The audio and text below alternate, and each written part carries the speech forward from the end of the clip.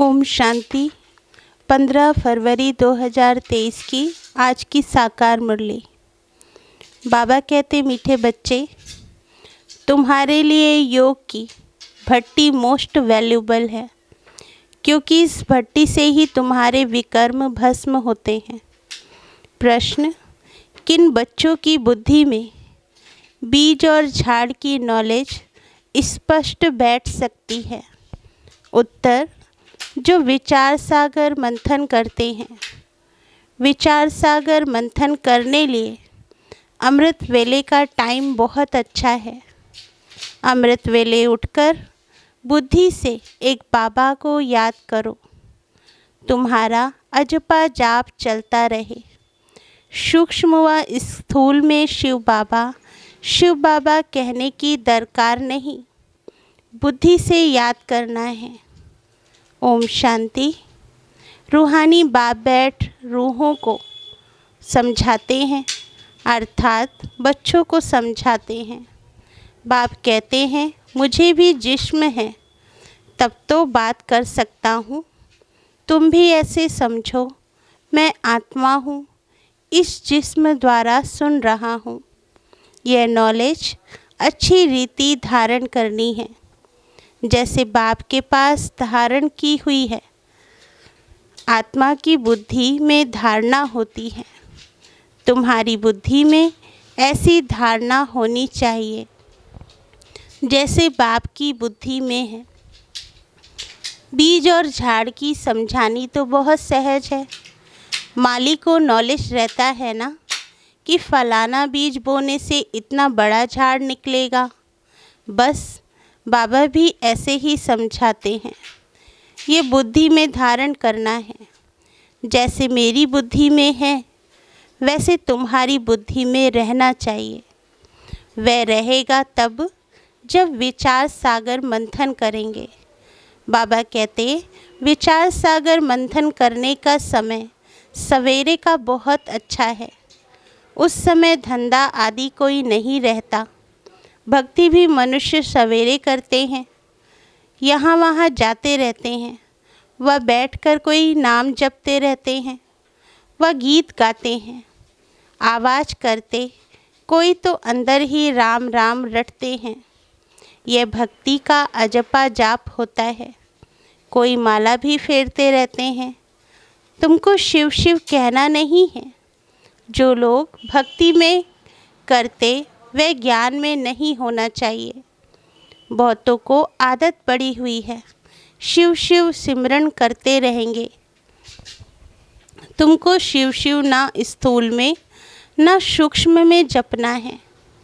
तुम बच्चे जानते हो कि हमारा बाप आया हुआ है, आएगा भी जरूर कोई शरीर में। उनका कोई अपना शरीर तो है नहीं। वह पुनर्जन्म रहित है। पुनर्जन्म मनुष्य सृष्टि में होता है। विष्णु के 2 रूप लक्ष्मी नारायण हैं। देव देव महादेव कहते हैं। ब्रह्मा और विष्णु का आपस में कनेक्शन है। शंकर का कोई कनेक्शन नहीं, इसलिए उनको बड़ा रखते हैं। उनका पुनर्जन्म नहीं, उनको सूक्ष्म शरीर मिलता है। शिव बाबा को सूक्ष्म शरीर भी नहीं है, इसलिए वे सबसे ऊंचे ते ऊंच हैं। वह है बेहद का बाप। बच्चे जानते हैं, बेहद के बाप से हम बेहद सुख का वर्षा लेते हैं। बाप की श्रीमत पर तुमको पूरा चलना है।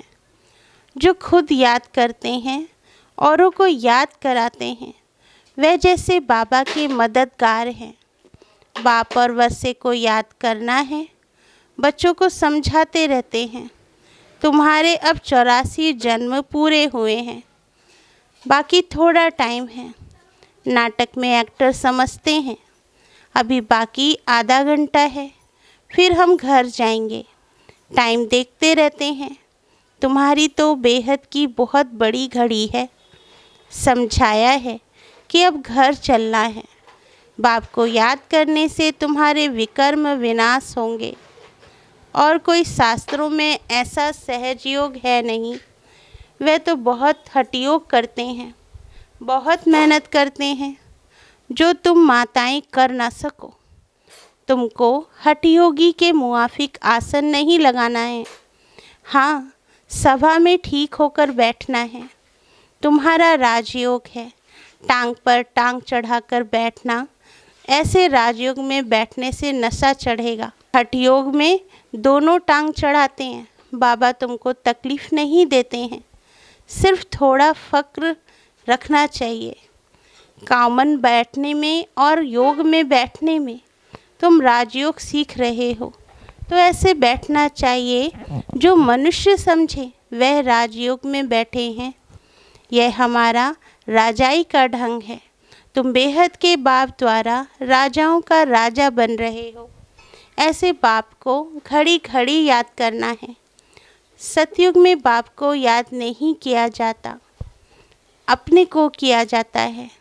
कलयुग में न बाप को जानते न अपने को जानते। बाबा कहते सिर्फ बाप को पुकारते हैं। अभी तुम अच्छी रीति जान गए हो और कोई ऐसे नहीं समझते हैं कि बाप बिंदी है। अति सूक्ष्म भी कहते हैं, फिर कहते हैं हजारों सूर्यों से भी तीखा है। तो बात मिलती नहीं। जब कहते हैं नाम रूप से न्यारा है, फिर हजारों सूर्यों से तीखा क्यों कहना चाहिए? पहले तुम भी ऐसे समझते थे। बाप कहते हैं ड्रामा में ये समझानी देरी से मिलनी थी। सूक्ष्म से सूक्ष्म गुह्य बातें समझकर समझाई जाती हैं। ऐसे नहीं ख्याल आना चाहिए कि पहले हजारों सूर्यों से तेजोमय कहते थे, अब फिर बिंदी क्यों कहते हैं। जब आईसीएस पढ़ेंगे तब आईसीएस की बातें करेंगे, पहले कैसे करेंगे? इसमें मूझने की दरकार नहीं है। ड्रामा में जब बाबा को समझाना है तब समझाते हैं। इनके बाद भी अर्जुन क्या क्या समझाएंगे, क्योंकि बाप का भी प्रभाव तो निकलना है ना। जैसे तुम्हारी आत्मा है वैसे वे भी आत्मा है, परम धाम में रहते हैं, उनको परम आत्मा कहते हैं। यहाँ जब आते हैं तो नॉलेज देते हैं। बाप कहते हैं जब पतित दुनिया होगी तब मैं पावन दुनिया बनाने आऊँगा। पुकारते भी हैं हे पतित पावन, हे दुखहर्ता सुखकर्ता आओ। वह तो संगम पर आएगा। जब रात पूरी होगी तब दिन होगा। पुरानी दुनिया का अंत होगा। कर्मातीत अवस्था अंत में होगी। तुमको रहना भी गृहस्थ व्यवहार में है, छोड़ना भी नहीं है। शरीर निर्वार्थ व्यवहार करते हुए कमल फूल समान पवित्र रहना है। देवता तो है ही पूर्ण पवित्र, परंतु कब और कैसे बने? जरूर पुरुषार्थ किया तब तो प्रारब्ध पाई। पुरुषार्थ अनुसार प्रारब्ध बनी। जैसे कर्म वैसी प्रारब्ध, यह तो चलता ही रहता है। अभी तो तुमको कर्म सिखलाने वाला बाप मिला है, उनको अच्छी रीति याद करना चाहिए। तुम एडॉप्टेड बच्चे हो। मारवाड़ियों में एडॉप्शन बहुत होती है। तुम्हारी भी एडॉप्शन है। तुम इनके गर्भ से नहीं निकलते हो। एडॉप्शन में दोनों बाप याद रहते हैं। अंत तक जानते हैं कि हम असुल किसका था। अब इनकी गोद के बच्चे बने हैं। तुम भी जानते हो हम किसके थे और किसके बने हैं। मैं अडॉप्ट हुआ हूँ परमपिता परमात्मा के पास। वह है स्वर्ग का रचयिता। उनकी रचना कितना समय चलती है? आधा कल्प। नरक का रचयिता है रावण, उनका भी आधा कल्प राज्य चलता है। सतो प्रधान से तमो प्रधान बनते हैं। ये समझ की बात है। कुछ समझ में ना आए तो पूछना चाहिए। जब सूर्य चांद को ग्रहण लगता है तो कहते हैं दे दान तो छूटे ग्रहण। सूर्य चांद को माँ बाप कहा जाता है। यहाँ भी मेल फीमेल दोनों को ग्रहण लगता है। तब कहते हैं 5 विकारों का दान दे दो। वह तो वर्ष में 1-2 बारी ग्रहण लगता है। ये तो कल्प की बात है। बाप आकर एक ही बार दान लेते हैं। मनुष्य बिल्कुल संपूर्ण काले बन गए हैं। आयरन एज है। सच्चे सोने में अलाएं पड़ने से काला हो जाता है। नया घर, पुराना घर, नए बच्चे और बूढ़े में फ़र्क तो है ना। छोटा बच्चा कितना मीठा प्रिय लगता है। सब उनको चूमते हैं, गोद में बिठाते हैं। पुराना जड़ी भूत हो जाता है। तो कहते हैं कहाँ शरीर छूटे तो अच्छा, ज़्यादा दुख क्यों सहन करें। आत्मा एक शरीर छोड़ जाकर दूसरा लेती है। यहाँ हम बीमार को मरने नहीं देते हैं, फिर भी जितना सुने उतना अच्छा। शिव बाबा और वर्षे को याद करते रहें। बीमारी में जब ज़्यादा पीड़ा होती है तो सब भूल जाता है। बाकी जिसका किसमें भाव होता है वह सामने आ जाता है। तुम्हारा तो अंजाम वायदा है, मेरा तो एक शिव बाबा, दूसरा ना कोई।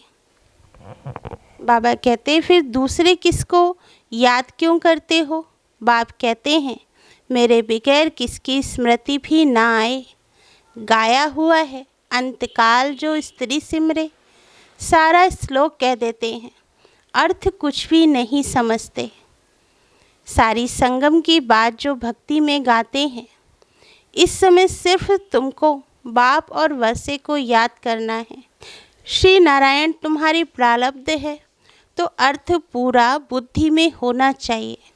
बिगर अर्थ तो बहुत याद करते रहते हैं।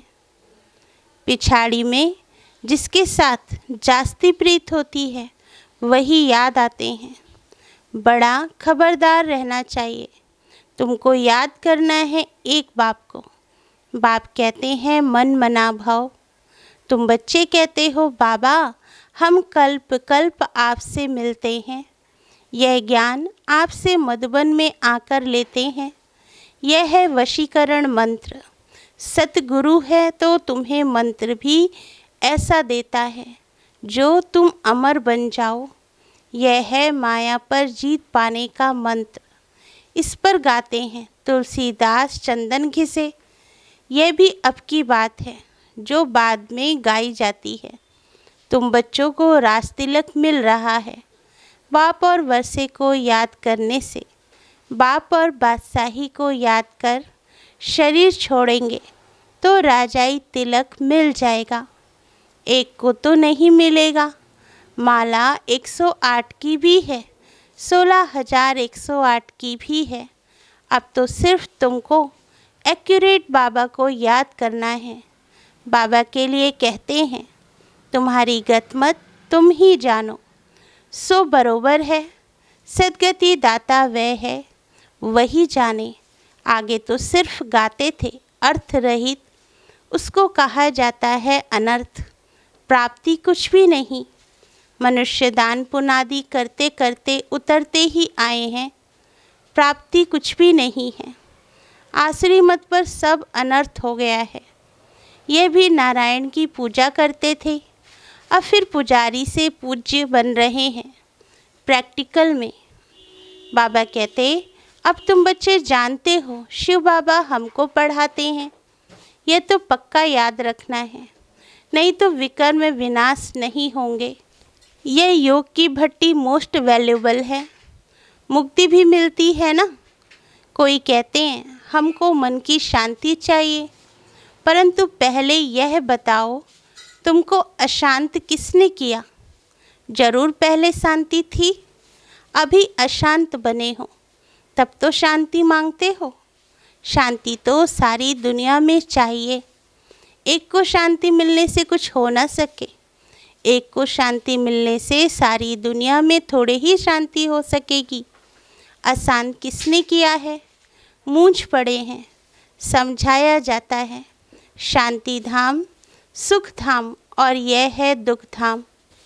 सुख धाम में मनुष्य बहुत थोड़े हैं।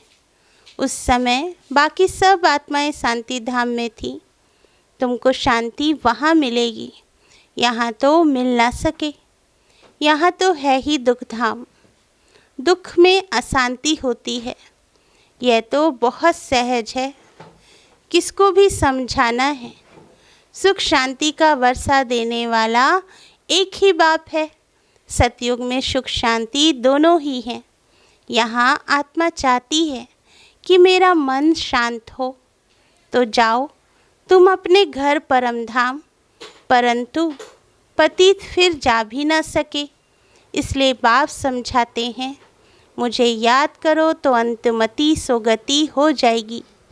बाप और वर्षे को याद करो, परंतु माया ऐसी है जो पवित्र बनने नहीं देती है।